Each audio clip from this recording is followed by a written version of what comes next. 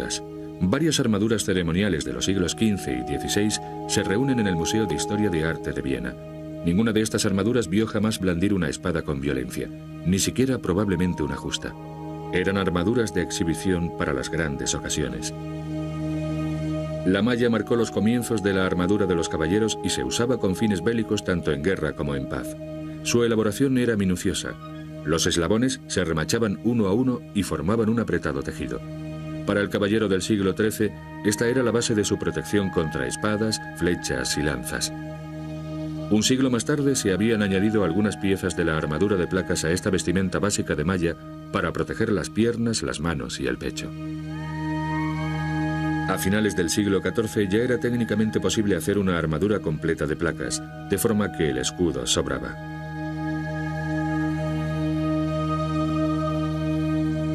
Una imagen totalmente distinta de la que nos ofrece la efigie de William Marshall en su tumba de la iglesia del Temple de Londres, y un gran avance en movilidad y seguridad.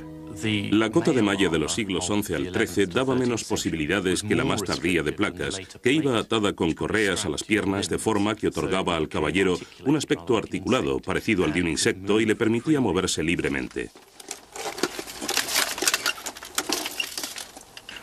Además, esta armadura eliminaba el peso, que en vez de recaer sobre los hombros, se distribuía por todo el cuerpo. Así que esta armadura era menos incómoda. La única pieza molesta era el casco y en todos los periodos el caballero se lo quitaba a la menor oportunidad. Con el tiempo, los yelmos se hacían cada vez más pesados y eliminaban muchísima visibilidad. Este es un yelmo inglés para las justas de alrededor de 1415. Era imposible ver nada a no ser el mismísimo frente inclinando la cabeza.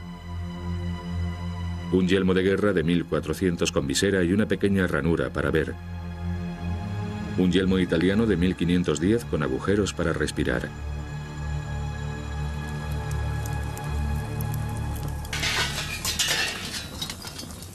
Las armaduras que se hacían en la Edad Media continúan haciéndose igual hoy en día, a mano, golpeando y modelando el hierro a altas temperaturas. Esto acabará siendo un yelmo que constará de 3 piezas de metal que se han alisado con el martillo.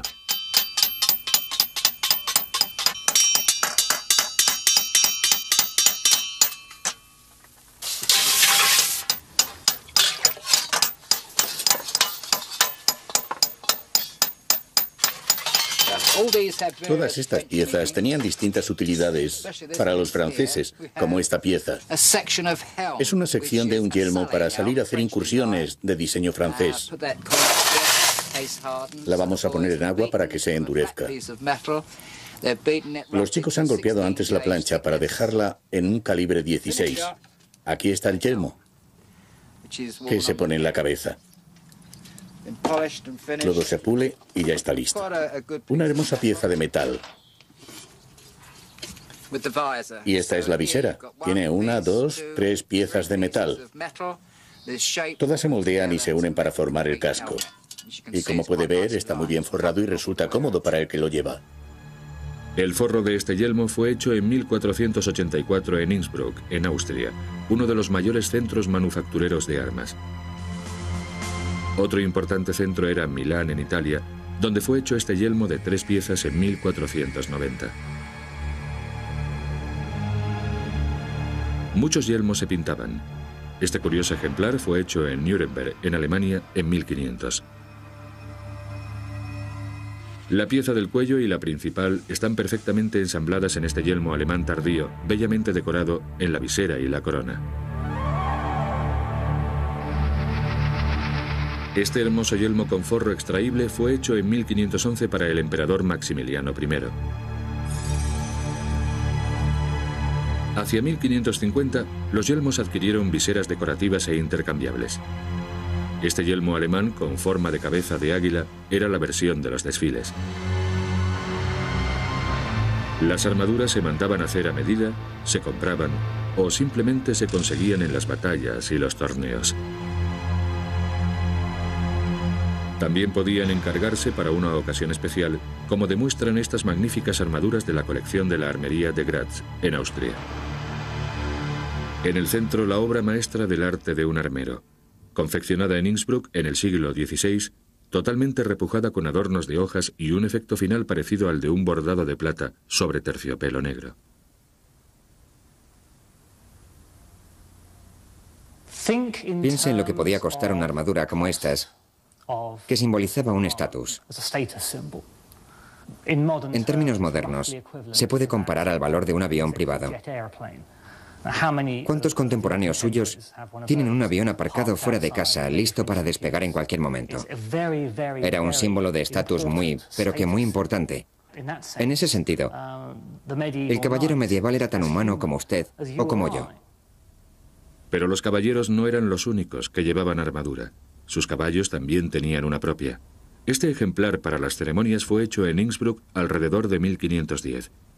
Existen muchos mitos sobre los caballeros, que sus caballos eran gigantes y que sus armaduras eran tan pesadas que tenían que ser erguidos por un cabrestante.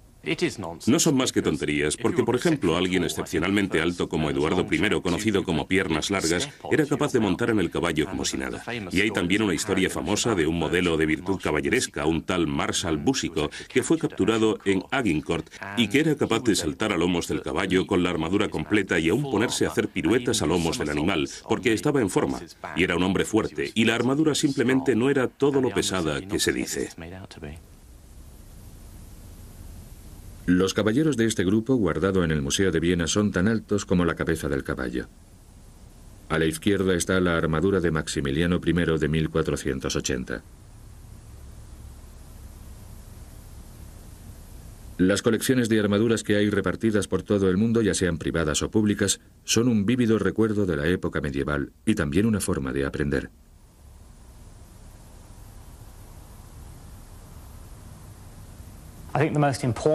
Creo que lo más importante de una colección de armaduras como esta es que no está muerta. Las armaduras no son algo ajeno a las vidas de los hombres y las mujeres. No existen de forma aislada. Hay mucha gente que piensa que las armaduras solo las llevaban los caballeros en la batalla y que, por lo tanto, estaban diseñadas exclusivamente para la guerra y para matar. Y esto no es así. La armadura es, después de todo, un conjunto de prendas, un traje, y por lo tanto está sujeta a las modas y a los cambios dictados por la moda, igual que la ropa. Y por consiguiente, cuando se camina por una colección como esta, se está contemplando el armario de una persona. En el siglo XV, finales del siglo XV, la moda del calzado eran los zapatos terminados en punta. Todos los zapatos de piel terminaban en punta. Y por lo tanto los escarpes de la armadura acababan en punta. Era una moda. Aquello no tenía nada que ver con las necesidades militares. Era solo pura moda. Unas décadas más tarde, a comienzos del siglo XVI, en las décadas de 1520 y 1530, la moda había cambiado. Ahora se llevaban los zapatos de punta ancha y cuadrada. Si se te ocurría salir a la calle de cualquier ciudad alemana o italiana con zapatos puntiagudos, todo el mundo se reiría de ti. Ya no estaban de moda. Todo lo marcaba la moda. Y más tarde, en 1570, 1580, la moda del calzado se parece a la del siglo XX. Una forma totalmente normal y estándar. Nada fuera de lo normal. Y sin embargo, el resto del cuerpo parece haberse vuelto loco con el faldar puntiagudo y las escarcelas abombadas de la época isabelina. De nuevo, nada que ver con las cualidades defensivas de la armadura. Se trata simplemente de moda.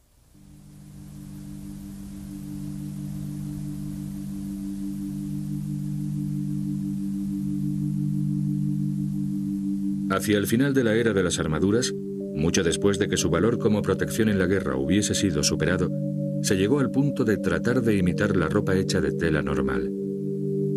Las mangas y túnicas abultadas y las exageradas protecciones genitales ocupan un lugar en esta colección junto a otros trajes que representaban lo último en diseño y en color.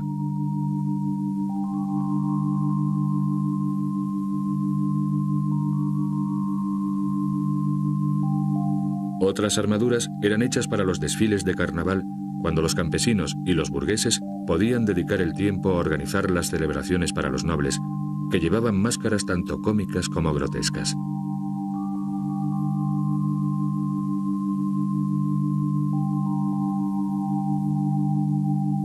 Había incluso armaduras para niños, que en unas pocas semanas les quedarían pequeñas. Estas armaduras estaban hechas exclusivamente para exhibirse, no tenían nada que ver con el concepto original de la armadura. Estas armaduras de origen alemán de comienzos del Renacimiento presentan curvas sobresalientes y una decoración de finas estrías. Puede que esto se debiera a la moda de la época o que sirviese para dotar la armadura de mayor resistencia.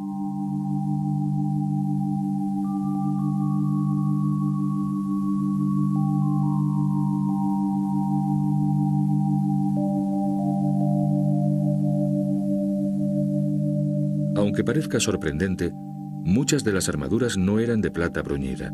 Se ha descubierto que la armadura negra sin pulir, con el perfil de los golpes de martillo, era una buena protección contra el óxido y ahorraba mucho trabajo en la limpieza.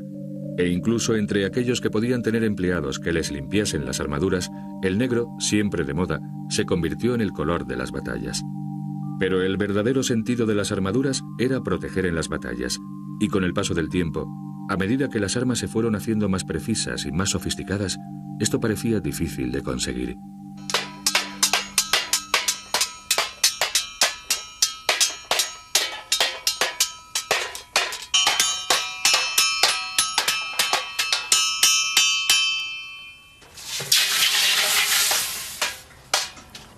Esto es una coraza, el faldar de una coraza que protege el tronco. Todavía no tiene forma, queda mucho por hacer. Ya se ha enfriado y está dura. Al final, lo que queda es esto. Esta es la pieza de abajo. Y está la línea de separación con la pieza que cubre el pecho. Quedaría así.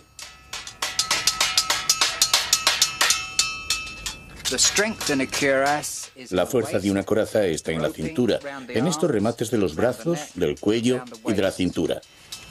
Si no tuviese estos remates y estas líneas de refuerzo, la coraza que protege el tronco se doblaría con facilidad y perdería la forma a la mínima que recibiese un golpe. Pero tal como está hecha, tiene una gran estabilidad y resistencia. Se ajusta bien al cuerpo y tiene que hacerse a la medida, de forma que el que la lleva se sienta cómodo. En la batalla, todas las piezas de la armadura deben permitir el movimiento. El caballero debe tener libertad de movimiento al caer. Por otro lado, si no se le pusiera este cordón y si la coraza no estuviese hecha a medida, el caballero podría romperse la cadera al caer y la garganta sufriría. Una flecha con una buena punta del tamaño de una aguja de jarreta podía atravesar la coraza por el pecho. Los caballeros de Agincourt se quedaron sorprendidos al ver que sus yelmos, la parte más gruesa y pesada de su armadura, eran atravesados por estas flechas. Lo peor de una herida de flecha era que la carne se rasgaba y también el trauma del impacto. Pero también extraer luego la flecha y los problemas de la cirugía y, como no, la posibilidad de gangrena. Lo mejor que se podía hacer para sacar una flecha era hacer que atravesase el cuerpo y luego romperla, y no intentar sacarla tirando de ella hacia atrás. Era normal hablar de una lluvia de flechas oscureciendo el cielo. Si había miles de flechas en el aire, malo sería que alguna no acertara. Su eficacia dependía de lo bien protegido que estuvieses. Si estabas bien protegido y no estabas a tiro, siendo un caballero podías sobrevivir. Pero los hombres que no llevaban armadura sufrían heridas graves. En un campo de Escandinavia se han encontrado las espeluznantes pruebas de los efectos de una batalla medieval. En julio de 1361, una fuerza de invasores daneses derrotó al ejército sueco en la isla de Gotland. La excavación de las fosas comunes ha puesto al descubierto cabezas cubiertas por cotas de malla destrozadas y calaveras atravesadas por las flechas.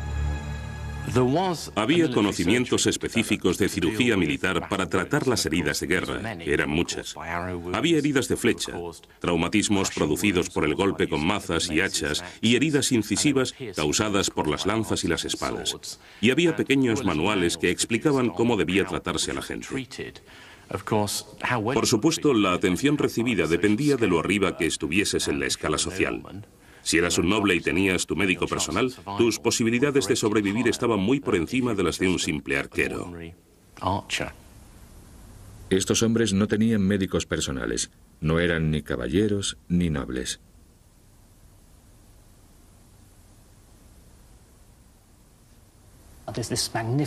Con esta magnífica armadura, ir a la guerra y luchar cuerpo a cuerpo contra el enemigo, que normalmente era del mismo rango e ideas que tú, tenía que ser un acto muy glorioso. Pero queda sin responder la cuestión de qué ocurría en el resto del campo de batalla. El resto de soldados comunes, que no estaban en su mayoría protegidos de la cabeza a los pies por una resplandeciente armadura, sino por unas armaduras de cuero enguantadas, sucias y malolientes.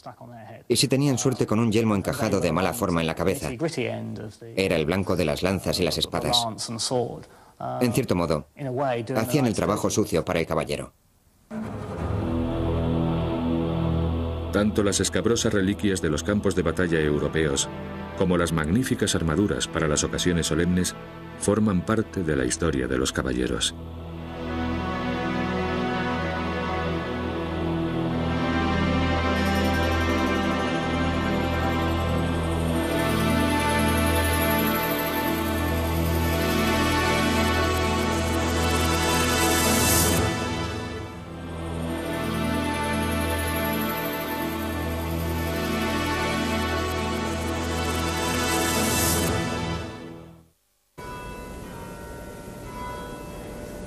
La abadía de Westminster, en el centro de Londres, es la sede de una de las órdenes de caballeros más importantes, la Orden de Bath. Aquí están los emblemas heráldicos de los miembros de esta exclusiva orden.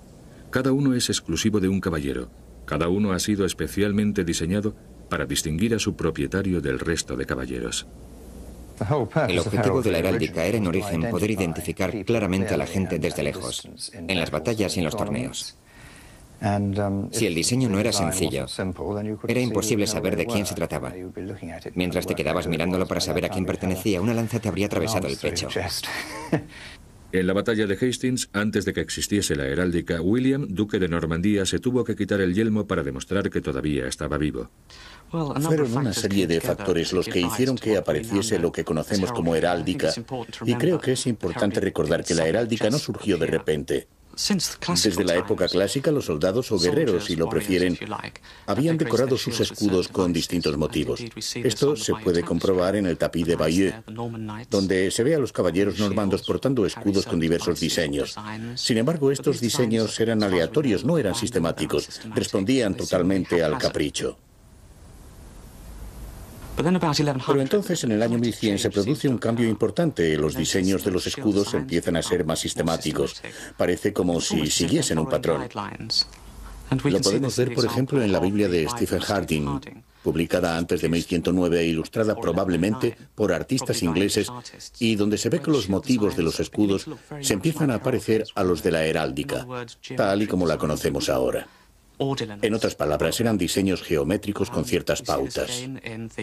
También aparecen en la crónica de John de Worcester, que data de 1130. De nuevo, los diseños parecen seguir ciertas pautas, cierto patrón. A esto lo llamamos protoheráldica.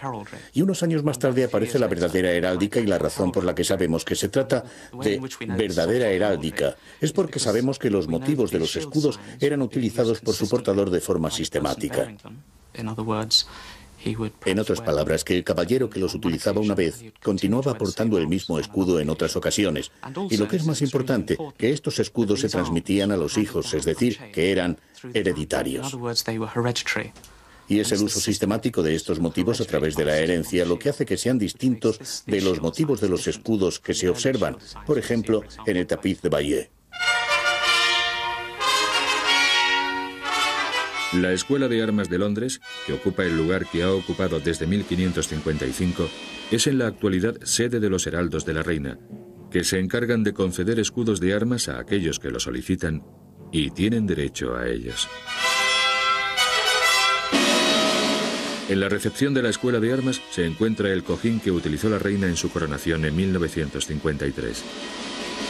Los 6 heraldos que hay en la actualidad Los de las familias Lancaster, Chester, Somerset, Windsor, York y Richmond descienden directamente de los heraldos medievales que anunciaban los torneos y se encargaban de que se cumpliesen las reglas que ellos habían dictado. Actualmente los heraldos siguen diseñando y concediendo nuevos escudos de armas.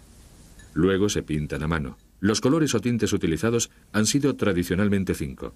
El azul, el gules, el sable, el sinople y el púrpura, además de 2 colores de metales, el oro y el plata, y 2 colores de pieles, la del armiño y el veros. Canadá pronto tendrá su propia escuela de armas y se están preparando todos los emblemas que tienen algo que ver con el país para la inauguración de la escuela.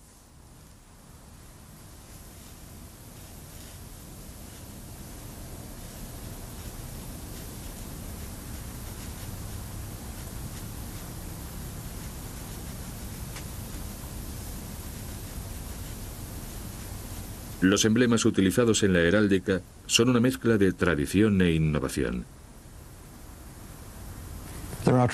Hay emblemas tradicionales que se llevan utilizando desde la Edad Media. Dragones, leones, grifos y cosas así. Todavía seguimos utilizando elementos tradicionales marinos, como anclas, pero intentamos introducir nuevos emblemas, porque cada escudo de armas tiene que ser distinto. Y si utilizamos los mismos emblemas de siempre, es difícil utilizar una combinación que no haya sido utilizada antes. Así que intentamos introducir nuevos elementos. Creo que fui yo el que introdujo la jeringuilla en la heráldica inglesa. No para un drogadicto, claro, sino para un hombre que fue nombrado caballero, un médico misionero destinado en el Congo belga que iba de un lado a otro inyectándole vacunas a la gente en la nalga para que no los envenenase la mosca tsetse. Por eso aparecen estas 2 moscas tsetse en su escudo. Me gustaría señalar que una jeringuilla es un instrumento totalmente propio de un escudo, mientras que hay gente que ha incluido objetos que no se reconocen. En el siglo pasado, hubo un hombre que inventó el tubo de caldera, un tal Fox. Y estaba tan orgulloso de su invento que en el escudo de armas aparecía un trozo de tubo ondulado. Si miras ahora el escudo es imposible saber lo que es. Parece una cochinilla. De forma que ese no fue un gran motivo heráldico como decimos nosotros. Creo que la jeringuilla es algo apropiado. El escudo de armas que le fue concedido al almirante Nelson no se considera un buen ejemplo de heráldica. Pero no son solo los personajes famosos y ricos los únicos candidatos. Supongo que la mayoría de las personas, como dice usted, creen que uno tiene que ser alguna eminencia. Y hay personas ilustres que a veces dicen, no soy digno de un escudo de armas. Pero de hecho cualquiera que tenga, por ejemplo, un diploma profesional, o un título universitario, o un grado oficial del ejército, o que le haya donado dinero a una entidad benéfica, o ese tipo de cosas. Y siempre que se trate de gente responsable que no acaba de salir de la cárcel, puede tener un escudo si paga por él. Los candidatos a un escudo no tienen siquiera que ser ciudadanos británicos. Podemos ayudar a los norteamericanos en particular que nos demuestren con pruebas que descienden por línea paterna directa de un antepasado inglés. Cualquier antepasado inglés o un antepasado que viviese en Estados Unidos antes de la independencia. En estos casos, pueden recibir un escudo de armas, que a todos los efectos será exactamente igual que un escudo inglés. Este es el árbol genealógico de un cliente mío, Bill Rayford, de Maryland, que quería poseer un escudo de armas, para lo cual presentó las pruebas de su descendencia de un antepasado que vivió en Norteamérica antes de la independencia.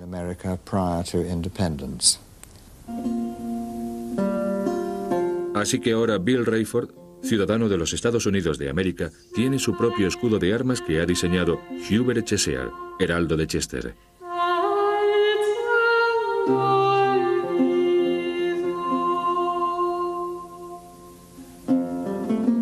Hubert Cheshire es también secretario de la Orden de la Jarretera y guardián del registro de la Orden.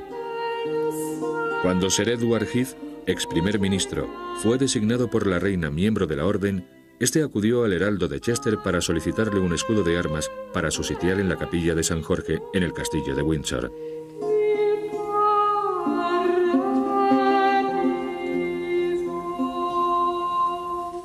Y este es el escudo de armas que le fue concedido a Sir Edward. Este es su escudo de armas personal, que nunca se le concederá a otra persona. Hay una división en zigzag del escudo, pero no se trata de una división, es lo que llamamos un motivo. Representa el vínculo con la artillería real, que tiene un diseño en zigzag, pero también representa a Broad Stair, el lugar donde nació. Broad Stairs, escalera ancha. No es muy ancha, pero sirve como símbolo. Este verde representa el brezo, Heath, que es su apellido. El brezo también puede tener un color púrpura, así que este es un escudo de armas bastante colorido. En esta esquina unos rayos del sol salen de una nube. Eso representa, en primer lugar, que él fue quien nos introdujo en Europa, de lo cual se enorgulleció mucho siendo primer ministro. Y además, representa la nube del amanecer, pues tenía varios yates con ese nombre. En la parte inferior está la firma del Heraldo Real, de la Orden de la Jarretera, y el sello unido con una cinta azul, ambos propios de la Orden de la Jarretera. El sello está hecho con cera de abeja.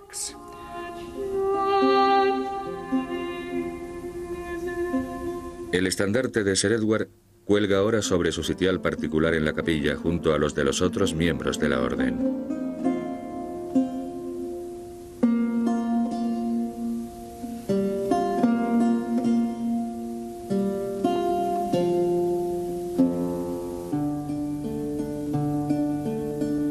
Un caballero era un jinete, un hombre que sabía dominar el caballo. El caballero se regía por el código de caballería.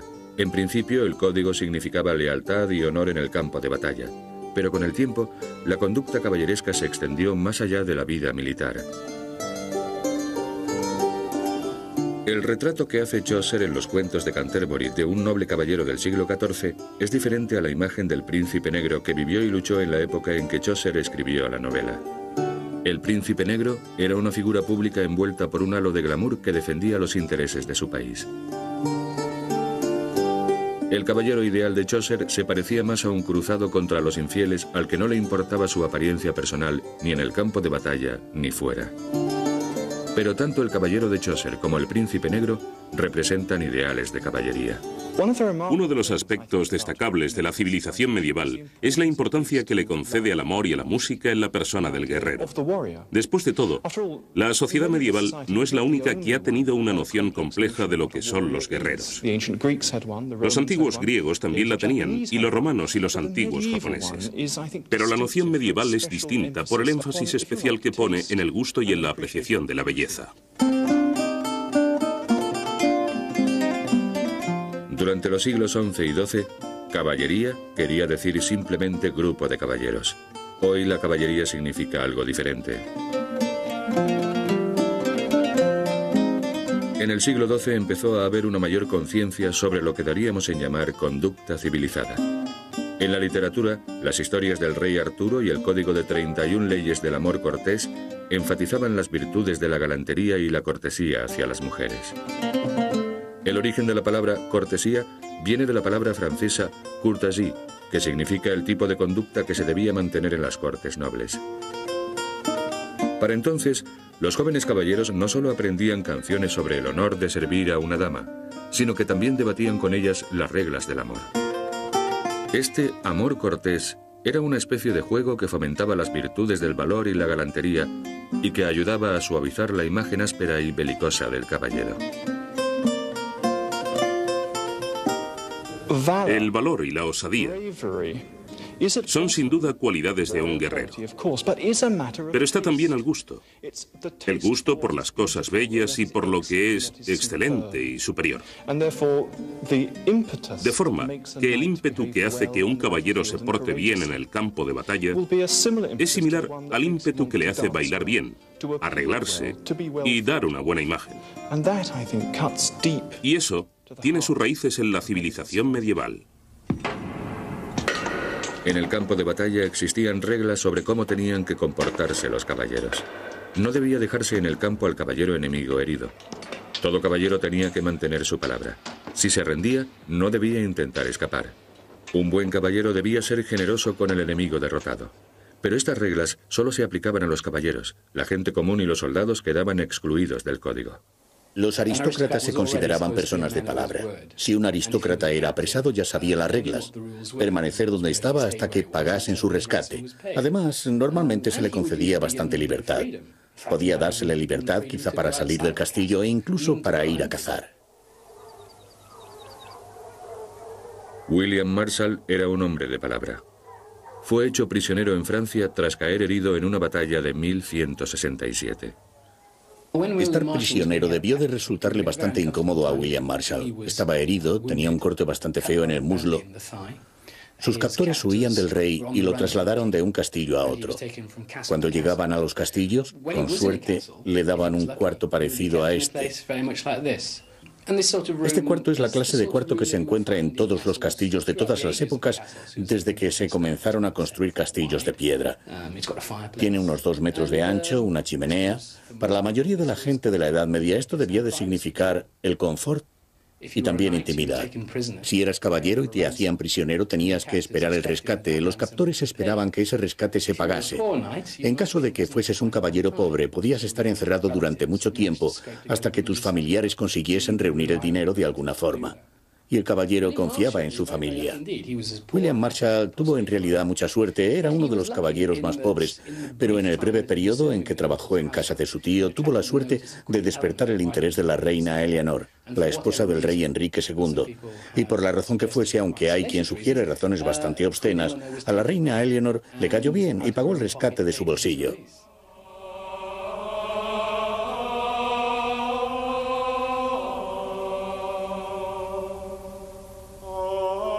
La Iglesia era una de las principales fuerzas con capacidad para consagrar los valores de la caballería, del bien contra el mal y de la fe contra la infidelidad. Para un caballero de principios de la Edad Media, el mayor honor era tomar parte en las santas cruzadas contra los infieles. En la época medieval, la religión formaba parte de la vida diaria. Los caballeros tenían que proteger a la Iglesia, y no solo yendo a las cruzadas, es decir, luchando contra los enemigos de la fe cristiana en Tierra Santa, sino también aceptando y cumpliendo con las obligaciones que imponía la Iglesia en sus vidas diarias.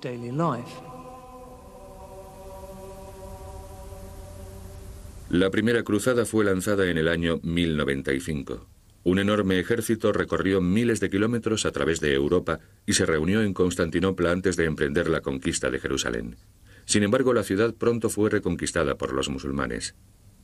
El último baluarte de las cruzadas en Tierra Santa cayó en el 1291. Las cruzadas habían fracasado. En este tiempo se formó una orden religiosa de caballeros, la Orden de los Caballeros Templarios. En la práctica se trataba de monjes armados que cuidaban de las posesiones de los caballeros que iban a las cruzadas y que protegían a la gente que viajaba a Tierra Santa en nombre del cristianismo. Una de las bases de los templarios es la Iglesia del Temple de Londres. Los templarios crearon una especie de sistema bancario que daba las mismas facilidades de crédito y depósito que posee un banco moderno. Esto les proporcionó un enorme poder y autoridad. Así acabaron controlando las arcas de la corona francesa. La idea de un monje guerrero era menos extraña para alguien del siglo XII de lo que lo es para nosotros. Los propios monjes eran a menudo llamados caballeros de Cristo, pues luchaban por la causa de Cristo y rezaban por las almas perdidas del mundo no cristiano. A comienzos del siglo XIV, el rey francés, gravemente endeudado, no pudo soportar más el poder de los templarios y en 1308 algunos de sus miembros más importantes fueron encerrados en el castillo de Chinon, en Francia. Hacia 1308 se habían hecho enormemente ricos. Se habían convertido en banqueros de la corona francesa y el rey de Francia deseaba su dinero. Ordenó el arresto de los templarios y estos fueron arrestados y encerrados en varios castillos y prisiones de Francia. En esta habitación fueron encerrados una docena de los miembros más importantes de la orden, entre los cuales estaba el gran maestro, Jacques de Molay.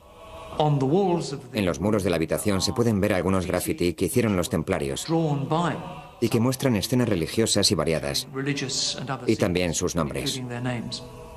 A pesar de los códigos de conducta por los que se regía el trato a los caballeros, los templarios, acusados de herejía y sodomía, descubrieron que este código de honor no se les aplicaba a ellos.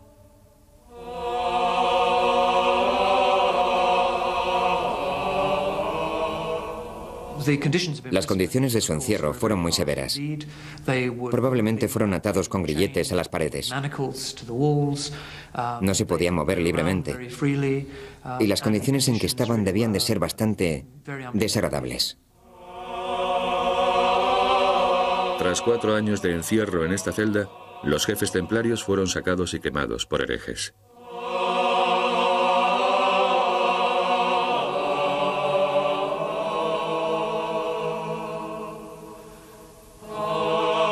Hoy a menudo pensamos en la religión como algo separado de la vida diaria.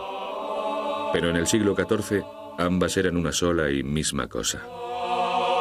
A lo largo de la época medieval, la Iglesia desempeñó un papel fundamental en la vida del caballero. El resultado de las batallas determinaba qué causa favorecía a Dios. Las masas eran alentadas antes de cada batalla a invocar la ayuda de Dios en el combate que se avecinaba. El príncipe negro, que murió en Westminster en 1376, representa para mucha gente la personificación de la conducta caballeresca y de la piedad.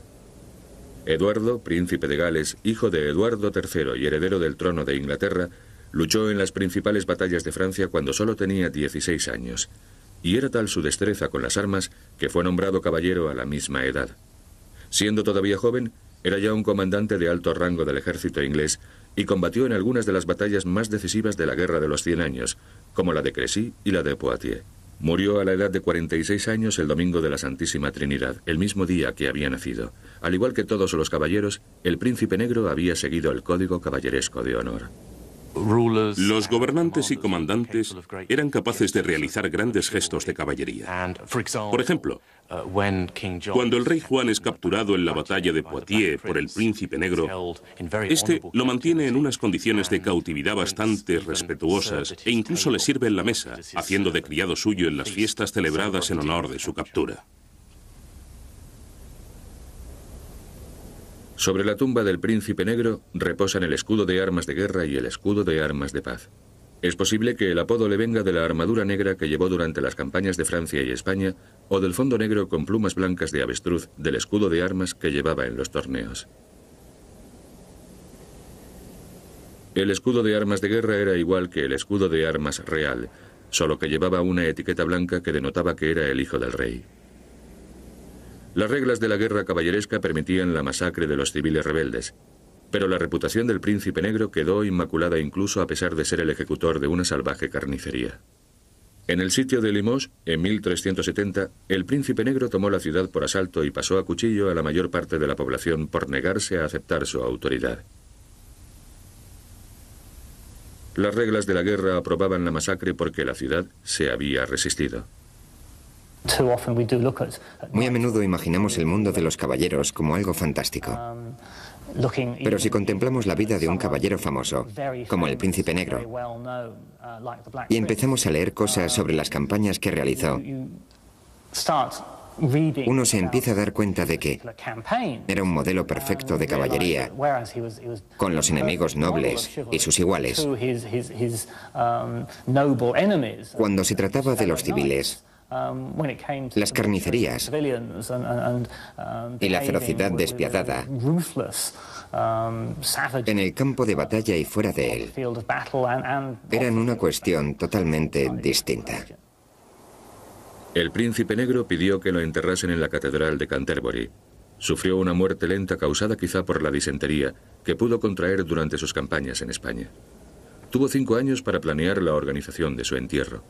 Pidió que el dosel que iba a ir sobre su cabeza portase una imagen de la Trinidad. Sus insignias tenían que ser colocadas sobre la tumba y pidió que el epitafio se escribiese rodeando la base de la tumba. Vos que pasáis en silencio por el lugar donde yace este cuerpo, escuchad lo que os tengo que decir. Igual que sois vos, fui yo, y vos seréis como yo soy. Mientras viví nunca pensé en la muerte. En vida tuve grandes riquezas que me dieron gran notoriedad. Tierras, casas, grandes tesoros, finas prendas, caballos, plata y oro. Pero ahora soy un pobre cautivo, preso en las profundidades de la tierra.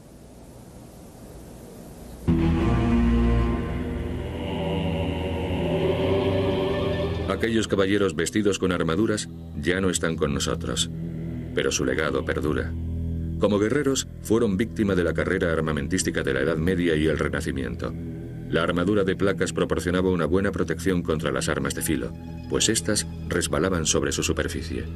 La armadura estaba diseñada para que la punta de las armas fuese alejada de las zonas vitales. Pero las enormes picas a 2 manos de 5 metros de largo suponían una verdadera amenaza para los caballeros, que no se podían acercar lo suficiente con su caballo para atacar. La pólvora se empezó a utilizar en el siglo XIV, pero hasta el siglo XVI las armas no fueron lo suficientemente precisas como para suponer una verdadera amenaza. Entonces tuvo que aumentarse el grosor de la armadura, lo que la hacía demasiado pesada. La introducción de armas de fuego, de la artillería de fuego, de pistolas que podían matar a los miembros de la caballería, supuso sin duda un cambio muy importante. Aquello significaba que la supremacía de la caballería montada estaba seriamente amenazada. La pólvora no produjo el fin inmediato del uso de la armadura y menos aún hizo que la caballería pesada dejase de ser útil. Esta armadura del siglo XVII que se expone en la armería de Graz, en Austria, pasó una prueba contra las balas antes de ser vendida. La caballería de entonces, la caballería pesada del siglo XVI, empezó a ser menos efectiva a medida que aumentó la importancia de las armas de fuego, especialmente de las pistolas, mosquetes y arcabuces. Pero también hubo otros factores. Un factor social determinante fue que los estados de la Europa moderna pretendían tener un mayor control sobre sus ejércitos, de forma que en vez de caballeros guerreros, lo que se tenía eran oficiales del ejército. Así que todo esto también es consecuencia de una transformación social, económica y política, entre otros factores. Los ejércitos posteriores siguieron teniendo unidades de caballería que combatieron en las guerras hasta que estalló la Primera Guerra Mundial en 1914. Hay una especie de mito alrededor de la desaparición de los caballeros, que si la corrupción hizo mella y la caballería degeneró y cosas por el estilo. Todo esto en el siglo XV. Pero yo creo que todo esto son exageraciones. De hecho, las organizaciones de caballeros eran muy flexibles. Si reparamos en que, por ejemplo, como ha señalado Malcolm Bale, los nobles empezaban a adoptar escudos de armas que incluían la artillería, nos daremos cuenta de que eran perfectamente conscientes de cómo estaba evolucionando la tecnología moderna. Quizá la tecnología de guerra moderna no minó parte del legado que nos han dejado los caballeros. Las órdenes caballerescas, los códigos de conducta, la importancia de la lealtad, la misma existencia de la caballería. Pero la aparición de estas armas precisas y potentes hacía totalmente inútil el uso del metal en la armadura. Simplemente ya no servía para el fin para el que había sido inventada. Una vez fuera del campo de batalla, la armadura se convirtió en algo puramente decorativo y solemne, y su diseño derivó por el terreno del arte más que por el de las armas.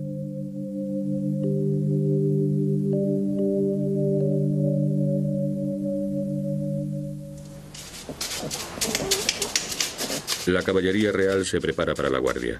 Quizás sea este el último vestigio militar de la Edad Media. Estas tropas continúan de servicio todos los días del año.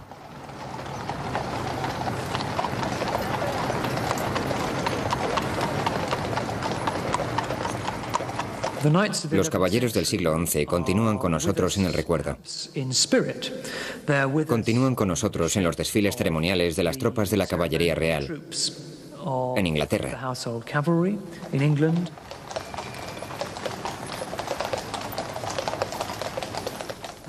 La idea o ideal de la superioridad del caballero, particularmente la del caballero fuerte, el dragón o el húsar, proviene directamente del periodo medieval.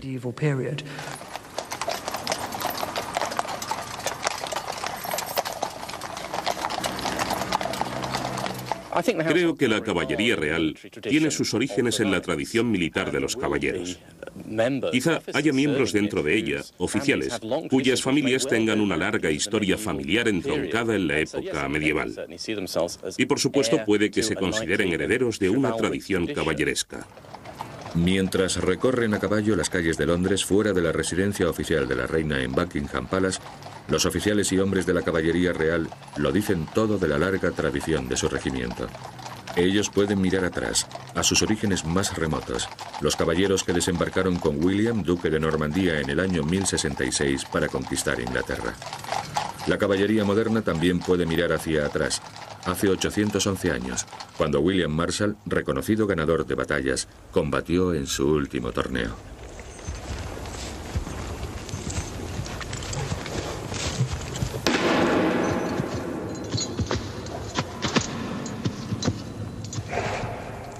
En 1183 participó en su último torneo. Puede que fuesen varias las razones por las que perdió, pero quizá la más desafortunada fue que se estaba haciendo viejo y había una nueva generación que llegaba a los torneos. Había sido un gran concursante de torneos, de eso no cabe duda. Aun teniendo en cuenta la tendenciosidad de su biografía, que lo consideraba uno de los más grandes deportistas de su época, alguien internacional, una especie de Maradona de los torneos, pero ya no podía seguir siéndolo. 30 años más tarde, William Marshall yacía enfermo en el que sería su lecho de muerte. Pidió que lo enterrasen en la iglesia del Temple de Londres, sede de los Caballeros Templarios. Justo antes de morir, pidió una canción. Entonces llaman a sus hijas, que como puede imaginar lloraban a su padre, y con las mejillas llenas de lágrimas quedan muy sorprendidas al ver que les piden que canten.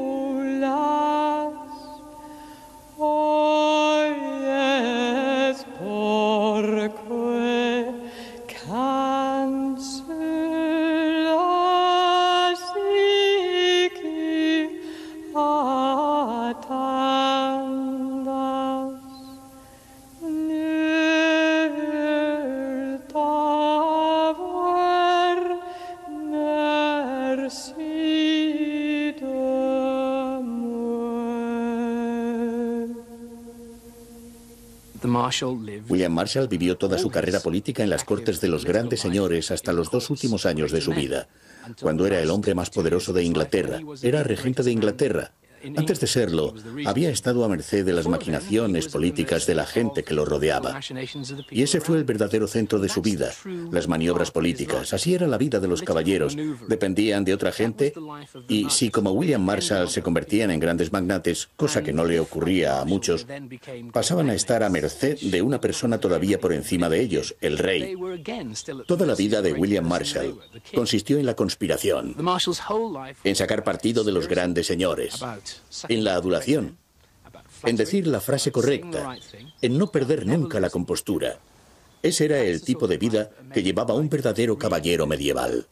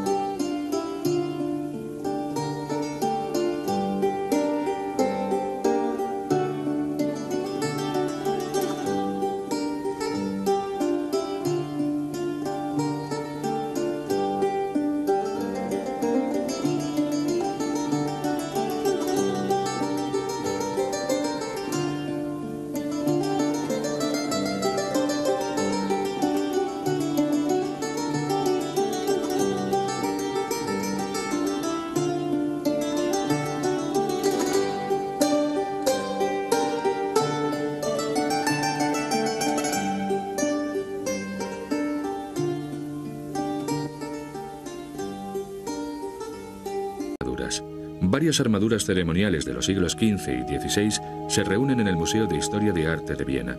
Ninguna de estas armaduras vio jamás blandir una espada con violencia, ni siquiera probablemente una justa. Eran armaduras de exhibición para las grandes ocasiones. La malla marcó los comienzos de la armadura de los caballeros y se usaba con fines bélicos tanto en guerra como en paz. Su elaboración era minuciosa. Los eslabones se remachaban uno a uno y formaban un apretado tejido. Para el caballero del siglo XIII, esta era la base de su protección contra espadas, flechas y lanzas. Un siglo más tarde se habían añadido algunas piezas de la armadura de placas a esta vestimenta básica de malla para proteger las piernas, las manos y el pecho. A finales del siglo XIV ya era técnicamente posible hacer una armadura completa de placas, de forma que el escudo sobraba.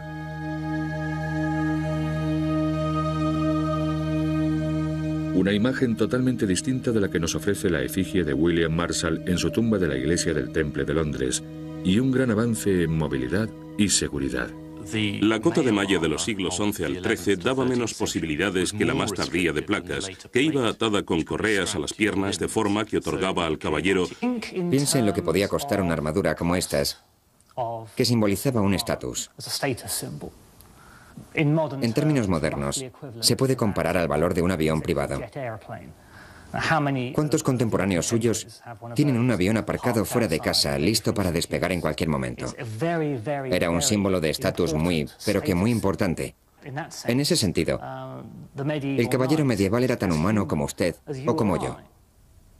Pero los caballeros no eran los únicos que llevaban armadura. Sus caballos también tenían una propia. Este ejemplar para las ceremonias fue hecho en Innsbruck alrededor de 1510. Existen muchos mitos sobre los caballeros, que sus caballos eran gigantes y que sus armaduras eran tan pesadas que tenían que ser erguidos por un cabrestante. No son más que tonterías, porque por ejemplo alguien excepcionalmente alto como Eduardo I, conocido como Piernas Largas, era capaz de montar en el caballo como si nada. Y hay también una historia famosa de un modelo de virtud caballeresca, un tal Marshal Búsico, que fue capturado en Agincourt y que era capaz de saltar a lomos del caballo con la armadura completa y aún ponerse a hacer piruetas a lomos del animal, porque estaba en forma. Y era un hombre fuerte, y la armadura simplemente no era todo lo pesada que se dice. Muchos yelmos se pintaban. Este curioso ejemplar fue hecho en Nuremberg, en Alemania, en 1500. La pieza del cuello y la principal están perfectamente ensambladas en este yelmo alemán tardío, bellamente decorado en la visera y la corona. Este hermoso yelmo con forro extraíble fue hecho en 1511 para el emperador Maximiliano I. Hacia 1550, los yelmos adquirieron viseras decorativas e intercambiables. Este yelmo alemán, con forma de cabeza de águila, era la versión de los desfiles. Las armaduras se mandaban a hacer a medida, se compraban o simplemente se conseguían en las batallas y los torneos. También podían encargarse para una ocasión especial, como demuestran estas magníficas armaduras de la colección de la Armería de Graz, en Austria. En el centro, la obra maestra del arte de un armero, confeccionada en Innsbruck en el siglo XVI, totalmente repujada con adornos de hojas y un efecto final parecido al de un bordado de plata sobre terciopelo negro.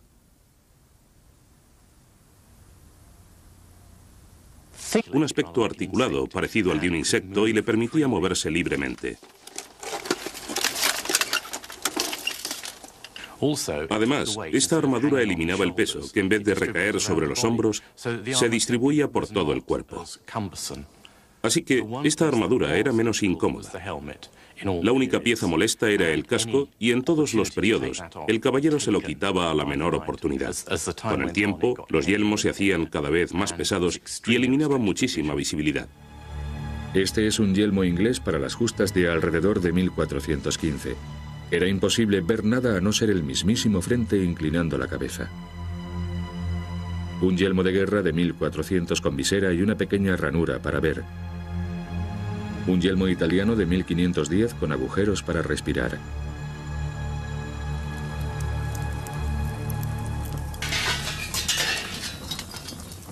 Las armaduras que se hacían en la Edad Media continúan haciéndose igual hoy en día, a mano, golpeando y modelando el hierro a altas temperaturas.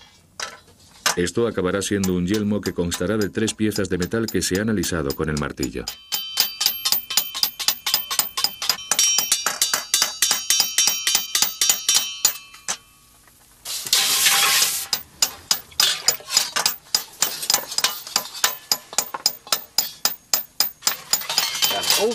Todas estas piezas tenían distintas utilidades para los franceses, como esta pieza. Es una sección de un yelmo para salir a hacer incursiones de diseño francés. La vamos a poner en agua para que se endurezca. Los chicos han golpeado antes la plancha para dejarla en un calibre 16. Aquí está el yelmo, que se pone en la cabeza. Luego se pule y ya está listo. Una hermosa pieza de metal. Y esta es la visera. Tiene 1, 2, 3 piezas de metal. Todas se moldean y se unen para formar el casco. Y como puede ver, está muy bien forrado y resulta cómodo para el que lo lleva. El forro de este yelmo fue hecho en 1484 en Innsbruck, en Austria, uno de los mayores centros manufactureros de armas.